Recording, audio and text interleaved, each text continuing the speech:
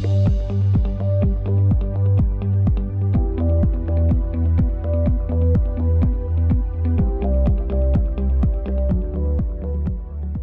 est en train de fêter 2 anniversaires en fait, 10 ans et 60 ans. Et je crois qu'il faut marquer des moments importants de ce qu'est la vie du groupe, de ce qu'est la vie des caisses d'épargne surtout, de ce qu'est l'ADN des caisses d'épargne. Parce que ce qu'on est en train de fêter ce soir, c'est ce qui nous ressemble, c'est ce qui nous unit, c'est ce qui se transmet de génération en génération au sein de nos caisses d'épargne et dont on est, je peux le dire, on en est particulièrement fiers. On va bientôt fêter nos 200 ans et depuis l'origine, on essaie, génération après génération, d'avoir cette utilité sur le territoire pour être un banquier assureur autrement, pour être un banquier assureur différent, qui au-delà de son métier s'engage au quotidien pour faire en sorte qu'il y ait un mieux vivre en proximité sur le territoire sur lequel il agit. Parcours Confiance, comme le microcrédit, c'est pour nous une institution, un organisme essentiel, puisqu'il s'occupe à côté des publics classiques que nous traitons dans le cadre de l'activité cœur de métier des caisses d'épargne.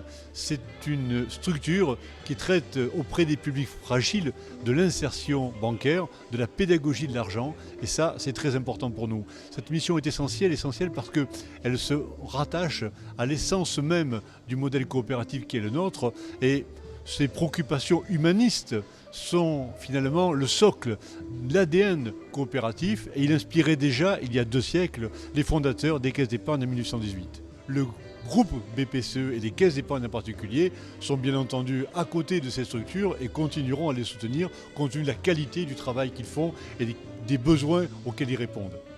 Le bilan, c'est qu'on ne maîtrise pas sa vie personnelle, on ne maîtrise pas sa vie professionnelle, on ne maîtrise pas sa vie de citoyen si on ne maîtrise pas les questions d'argent. Il est donc important d'arriver à faire passer des messages pédagogiques par rapport à un large spectre de la population. Tous les ans, nous formons 40 000 personnes. Au cours des 25 dernières années, nous avons formé 1 million de personnes. Et il est, je le répète, important de toucher un maximum de personnes qui sont en situation parfois un peu compliquée par rapport à la relation à l'argent. Ensuite, ce qu'il faut naturellement, c'est mesurer la pertinence des actions qui sont menées. Il faut qu'on évalue nos actions d'éducation financière, ce que nous faisons par des questionnaires avant les formations, après, pour mesurer au plus près les compétences acquises et les progrès accomplis. Au-delà des compétences, notre objectif est d'arriver à faire évoluer le comportement des uns et des autres dans des moments importants de leur vie quotidienne, que ce soit la gestion du budget, que ce soit des projets de vie à mener, ou des moments clés, comme par exemple une reconversion professionnelle, ou une nouvelle étape de la vie comme le passage à la retraite. Alors aujourd'hui, le microcrédit en France, c'est un peu plus de 30 000 microcrédits. Les caisses d'épargne sont la première banque du microcrédit personnel et un acteur majeur du microcrédit professionnel. En gros, chaque année, les caisses d'épargne, ça représente 8 à 10 000 emplois créés grâce au microcrédit. Alors l'impact du microcrédit n'est plus à prouver. Le microcrédit professionnel, ça permet de financer des petites entreprises qui ont un taux de pérennité à 5 ans de 66%, contre 50% environ pour la moyenne des entreprises. Et sur le microcrédit personnel, ce sont plus de 50% des emprunteurs qui vont trouver un emploi dans l'année suivant l'octroi du microcrédit. Et en tout, si on y inclut également ceux qui vont sauver leur emploi, c'est environ 80% des emprunteurs. Oui, le microcrédit, c'est un peu un couteau suisse dans la mesure où on peut s'en servir pour plein de choses différentes. On a développé en caisse d'épargne un microcrédit habitat pour aider les propriétaires en difficulté à rénover leur logement.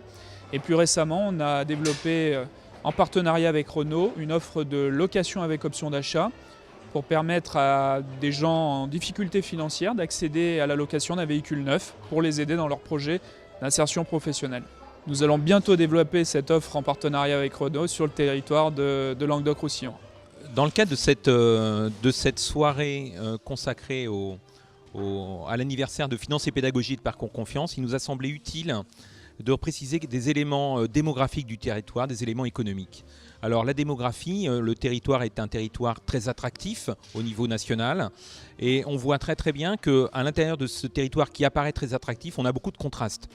Des contrastes qui tiennent à un écart de richesse entre les les habitants les plus pauvres et les habitants les plus riches. Un écart lié également donc, au taux de pauvreté global du territoire, qui est un des plus pauvres de France, avec les Hauts-de-France, on va dire. Et en même temps, un territoire assez dynamique, puisque le territoire gagne énormément en population, qui a une économie de petites entreprises notamment qui est très dynamique. Et donc voilà, en fait, c'était important dans le cadre de cette soirée de refaire un lien entre l'économie et la sociologie du territoire et le parcours confiance et finance et pédagogie. La Caisse d'épargne, c'est d'abord c'est une des premières banques coopératives. Donc c'est ce côté coopératif qui m'a surtout séduit, puisque la plupart une partie de l'argent collecté est réinvesti pour l'aide aux associations, aux projets innovants, etc. Et c'est surtout ce côté